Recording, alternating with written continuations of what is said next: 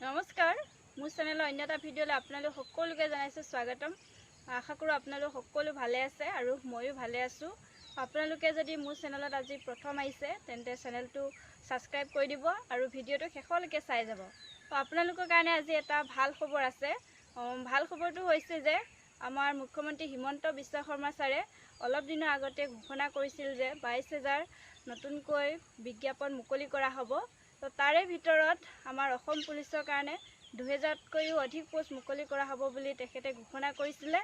আৰু সেইহেতু কেইদিনমানৰ আগতে আমাৰ DJP ছাৰে অফিচিয়েলি ঘোষণা কৰিছে যে আসাম পুলিচৰ যিবিলাক নিউ ভেকেঞ্চি আহিব সেইবিলাকৰ কাৰণে ইতিমধ্যে ডকুমেণ্টবিলাক অসম চৰকাৰৰ হাতত দিয়া হৈছে। তো এতিয়া অসম চৰকাৰে গম পায় যে তেওঁলোকে এই ভেকেঞ্চিখিনি কেতিয়া জাৰি কৰি দিব।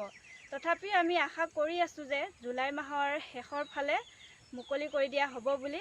তো আপোনালোকে এতিয়াৰ পৰাই প্ৰেক্টিছ কৰি যাওক আৰু ময়ো বৰ্তমান প্ৰেক্টিছ কৰি আছোঁ। তো প্ৰেক্টিছ নকৰিলে নহ'ব, সেইকাৰণে আপোনালোকে এতিয়াৰ পৰাই প্ৰেক্টিছ কৰি যাওক। DJP ছাৰে ঘোষণা কৰা ভিডিঅ'টো আপোনালোকে যদি চোৱা নাই তেন্তে এবাৰ ভিডিঅ' ক্লিপটো চাই লওকচোন। আমাৰ কমপ্লিট লিষ্ট আমাৰ আছে, আমি অলৰেডি গভৰ্নমেন্টক সাবমিট কৰিছোঁ। মাননীয় মুখ্যমন্ত্ৰী মহোদয়ৰ কাৰ্যালয়ত এইটো দিয়া হৈছে আৰু যেতিয়া গভৰ্নমেন্টৰ ফালৰ পৰা ডেটৰ ডাইৰেকশ্যন আহিব যে কেতিয়া আমি কৰিব লাগে, আমি সম্পূৰ্ণৰূপে আমি এইটো কাৰণে ৰেডি। পৰিসংখ্যাটো ক'ব পাৰিম? অফ হেণ্ড মোৰ হাতত ডেটা নাই, অফ হেণ্ড মোৰ হাতত। আপোনালোকে ভিডিঅ'টো চাই গমেই পালে যে অতি সোনকালে পোষ্টবিলাক মুকলি কৰা হ'ব। অকল অসম পুলিচ বুলিয়েই নহয়, বাকী যিমানবিলাক বিভাগ আছে সেই বিভাগবোৰৰো পোষ্ট অতি সোনকালে মুকলি কৰা হ'ব। তো আপোনালোকে প্ৰেক্টিছ এতিয়াৰ পৰাই কৰি যাওক, প্ৰিপেৰেশ্যন চলাই যাওক, কাৰণ এইটো হৈছে কম্পিটিশ্যন যুগ, ইয়াত কম্পিটিশ্যন হ'বই। সেইকাৰণে সকলোৱে ভালদৰে প্ৰিপেৰেশ্যন কৰি যাওক।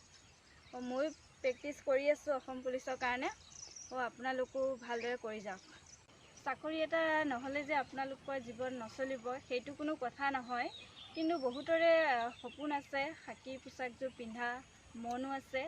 তো মোৰো মন আছে যে এদিন হ'লেও এদিন খাকী পোচাকযোৰ পিন্ধিম। সেইকাৰণে বয়স নোযোৱালৈকে প্ৰেক্টিছ কৰি আছোঁ। আপোনালোকেও যেতিয়ালৈকে বয়স থাকে তেতিয়ালৈকে প্ৰেক্টিছ কৰি যাব, এদিন নহয় এদিন আপোনালোকো সফল হ'ব।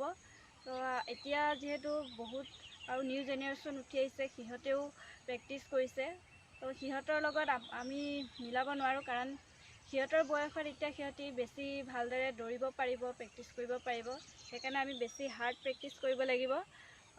তো সেইকাৰণে আমাৰ চামখিনিয়ে আৰু বেছি হাৰ্ড কৰি প্ৰেক্টিছ কৰি যাব লাগিব, তেতিয়াহে আমাৰ সপোনবোৰ পূৰণ কৰিব পাৰিম।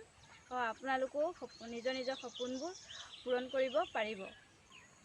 তো আজি ভিডিঅ'টো ইমানেই আছিলে। তো মই আপোনালোকক কৈছিলোঁ যে ফিল্ডত প্ৰেক্টিছ কৰা ভিডিঅ' ডেইলি দি যাম বুলি, কিন্তু দিবলৈ পৰা নাই, কাৰণ এইকেইদিন মোৰ গাটো অলপ ভাল নাছিলে। সেইকাৰণতে ফিল্ডত যোৱাও হোৱা নাই আৰু ভিডিঅ' বনোৱা নাই। কিন্তু দুদিনমানৰ পিছৰ পৰাই ফিল্ডত পুনৰ যোৱা আৰম্ভ কৰিম। আৰু আপোনালোকে মোৰ চেনেলত ডেইলি ফিল্ডত প্ৰেক্টিছ কৰা ভিডিঅ' পাই যাব। সেইকাৰণে আপোনালোকে মোৰ চেনেলৰ ভিডিঅ'বোৰ চাই যাব। তো আজি ভিডিঅ'টো ইমানেই আছিলে। নেক্সট অন্য এটা ভিডিঅ'ৰ সৈতে আপোনালোকৰ পুনৰ লগ হ'ম। তেতিয়ালৈকে আপোনালোক সকলো ভালে থাকক। Bye bye.